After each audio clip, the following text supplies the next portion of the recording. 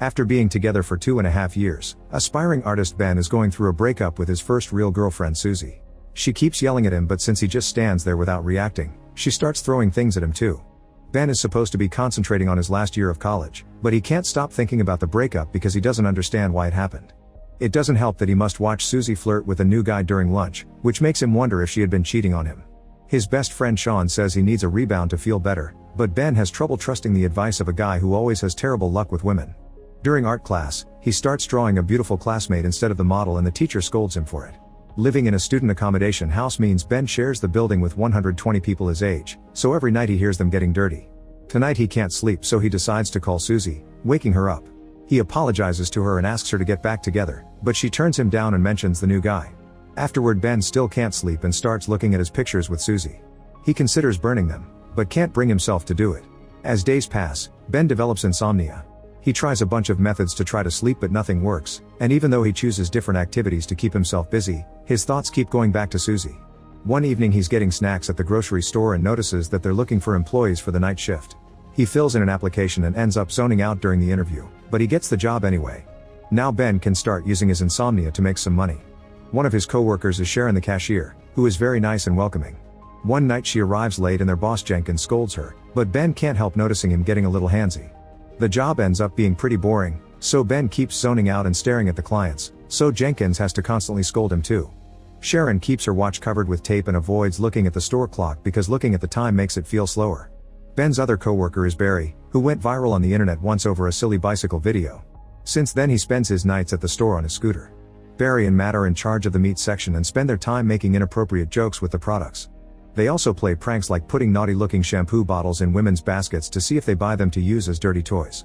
One night when Jenkins isn't around, Matt and Barry try to start a scooter race, only to crash against a lady's shopping cart. 2 weeks pass and Ben is stuck in the store's boring routine.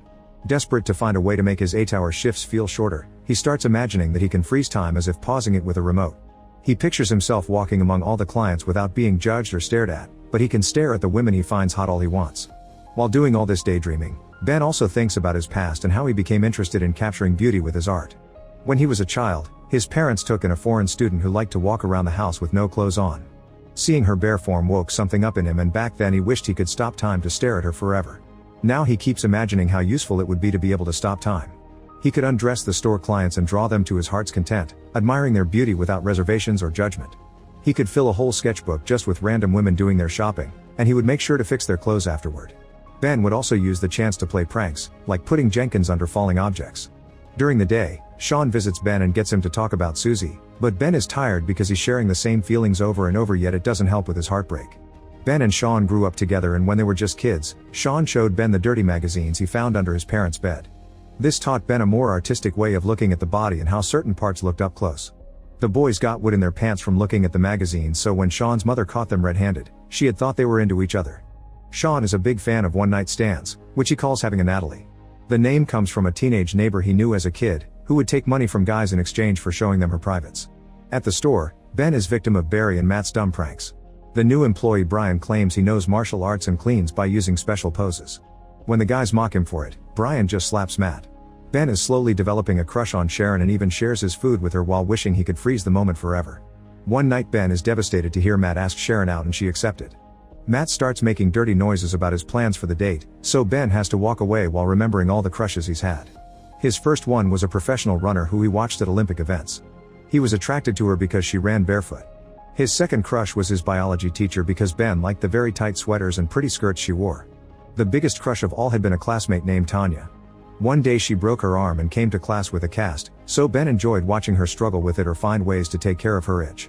When Tanya asked him to sign the cast, Ben only drew an X.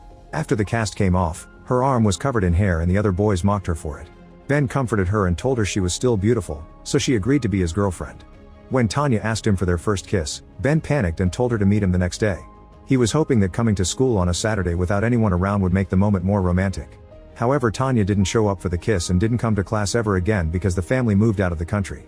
In the present, Ben and Sean are playing chess and Sean can tell Ben is still not well because he's losing.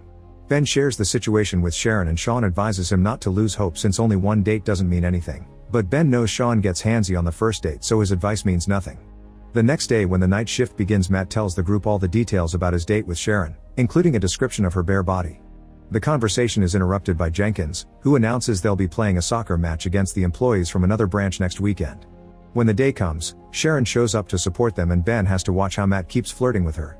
The other team has nice uniforms and good communication, so Ben's group doesn't have much hope. When the match finally begins, the other team immediately proves to be superior. Ben's group keeps falling and bumping into each other, not to mention Jenkins keeps taking business calls in the middle of the field.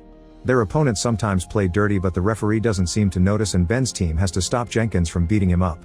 Brian is a very bad goalkeeper who somehow manages to make the ball bounce right into his goal area. With 1 minute left, Ben's team is losing 26-0, so Jenkins wants them to at least make one goal before the match ends. According to plan, Ben passes the ball to Jenkins and he kicks it at the goal area, only for the ball to bounce on the metal bar. Matt immediately kicks it and accidentally hits Jenkins' face.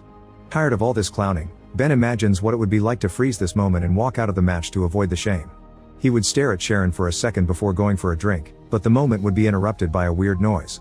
Suddenly a man would run out of the scene, and Ben realizes what a loser he is, that even in his fantasy he can't do things well. Back to the match, Jenkins' nose is heavily bleeding so he needs a doctor. Before driving his boss to the hospital, Matt asks Ben to take Sharon home. However, the duo ends up at a cafe. Ben asks Sharon about her relationship with Matt, but she says they only went to the movies as friends. She's horrified to hear the lies Matt has been saying and explains she's single because her last boyfriend moved to the USA. In return, Ben tells her about Susie. They chat for a while about their life choices, college, and their dreams for the future. Sharon thinks painters are romantic because they can see the beauty in everything. Later, when Ben takes Sharon home, they both feel rather awkward, so their attempt at kissing fails and it ends up being a kiss on the cheek. The following night, Jenkins comes to work with a cervical collar and bandages on his face. He claims he doesn't feel any pain and announces he'll be having a birthday party. Sharon asks Ben to be her date for the party and he agrees. In private, Jenkins tells the boys he wants a dirty dancer for his party and asks Ben to hire one. The next afternoon, Ben asks Sean for help and he agrees as long as he gets to attend the party too. The duo goes to a bar and has a beer while watching the dancer, who is a bit lame. While Sean negotiates with her, Ben can't help imagining Sharon as an exotic dancer too. No matter how many days or weeks pass, Ben still can't sleep even though he doesn't think about Susie much anymore.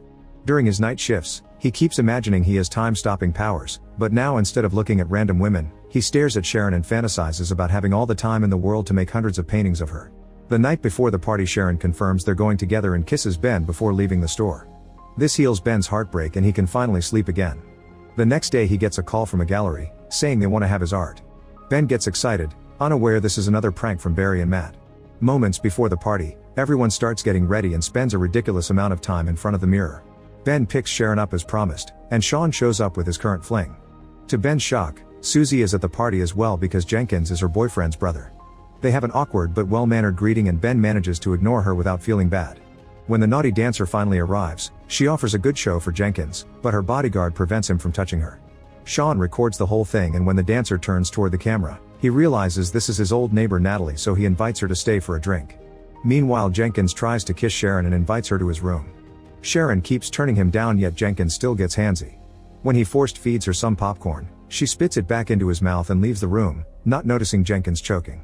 Upstairs, Ben bumps into Susie and she apologizes for everything again. She says she can't stop thinking about him and kisses him just in time for Sharon to see them. Sharon turns around to leave so she doesn't notice Ben pushing Susie off him. When Ben realizes what Sharon saw, he wishes he could stop time or even rewind it to do things correctly. He keeps thinking of something he could say to make her stay, but there's nothing he can do and Sharon leaves the party while Barry slides downstairs in a box. Afterward, Ben goes to Sharon's apartment building, but when she hears his voice she refuses to open the door. Ben waits for another person to come out and sneaks inside to run upstairs to Sharon's apartment. Just like it happened with Susie, he stands there as Sharon yells at him with all the fury of the world. Once again, Ben leaves with a broken heart and nothing to do. The following night, Barry comes to work with a collar because he got hurt during his stunt and Sharon is nowhere to be seen. When Ben goes home, he discovers he has insomnia again. The next Wednesday, Ben goes to the gallery and discovers it all had been a prank. However, the gallery owner still looks at his work and is very impressed, so this time Ben gets a proper appointment. Sometime later, Sharon gets an invitation to Ben's very own exhibition. The night of the event, Sean gets turned down by yet another girl. Ben is happy to see lots of people admiring his work and even gets a card from a gallery owner in New York, but he only has eyes for Sharon's arrival. She's shocked to discover that most of the paintings are of her looking absolutely stunning. Sharon congratulates Ben for his success and explains she got a new job at a travel agency. Ben apologizes about the party incident and Sharon points out the paintings speak for themselves. At that moment Ben kisses Sharon and pretends to stop time, but he leaves Sharon unfrozen so they can go outside. The snow has stopped falling midway and now the couple can kiss with a beautiful sight surrounding them.